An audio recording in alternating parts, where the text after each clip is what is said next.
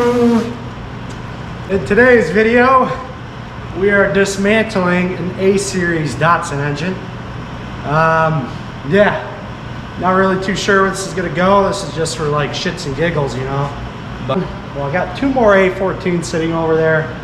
One supposedly had a bearing or some type of ball bearing dropped into it, even though there's not really any ball bearings internally on one of these A-series, but it's pretty banged up. I'm gonna see what I can salvage out of these three engines and just really think about on what to put into my 1969 SRL VIN Datsun Roadster.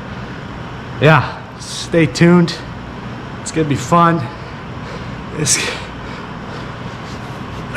Let's unbolt that one and get this red nugget over here.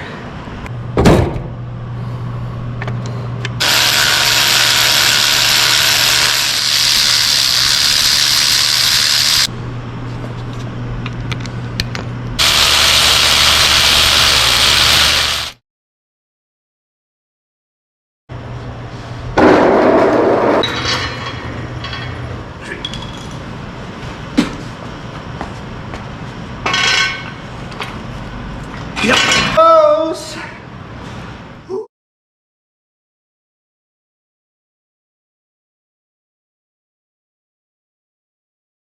It is terrible, but it's the first time I'm opening this.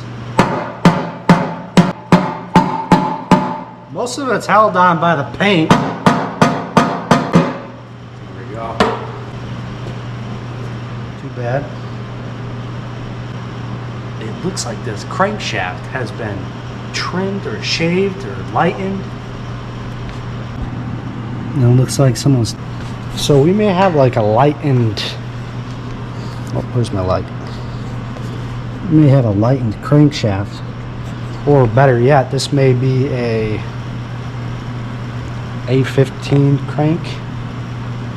I don't know. We'll have to see if we can get some numbers off of this, but...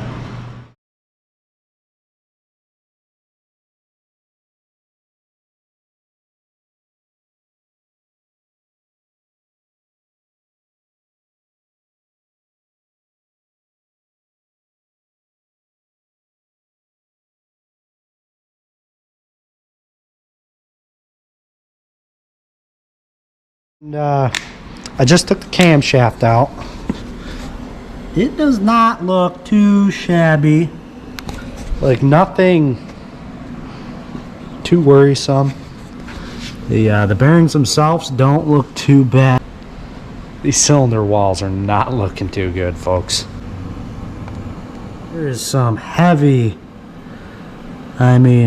heat marks going on here. I mean, that's rust down at the bottom, but you see down there, that's heat. Over there is heat. Heat. Heat. Heat. Heat.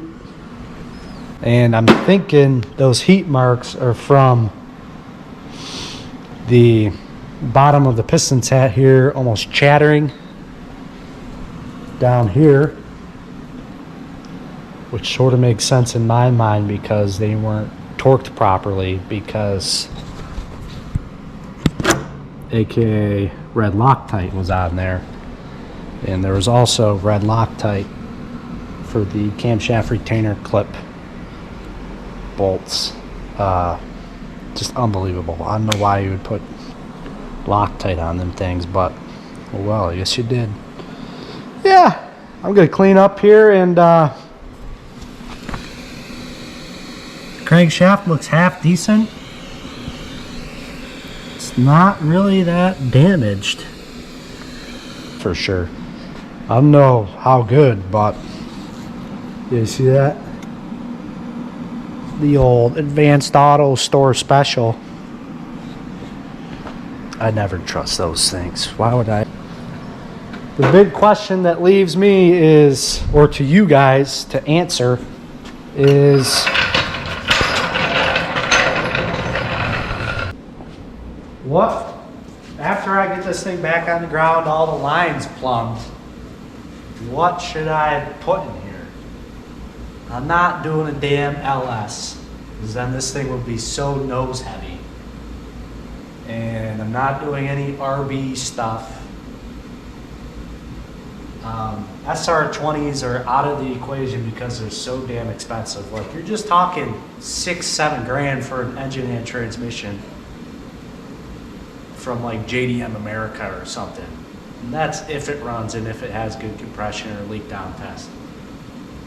And then you have to do all the wiring for the ECU and stuff. So the other option is a sports bike engine, like super fast Rob there, super fast Matt, an NA A-series Datsun engine producing about 70 to 80 horsepower. You can do a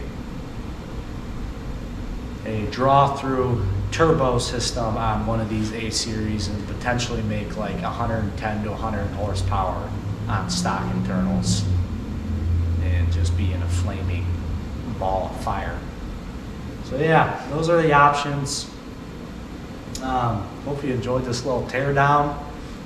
Hope you learned something. If not, hopefully it was entertaining on my faces of why somebody put Loctite on the connecting rod bolts. I'm getting it out there. Make sure you subscribe, like, comment. I'll try to get back to your comments as soon as I can. I appreciate you all watching. Make sure to go follow my Instagram at IsaiahHolden3, where you can see like daily content, reels, posts, story stuff on what I do, like personally, as far as work-wise. This is basically just a hobby for me and makes me happy. So thank you guys. We'll see you in the next video.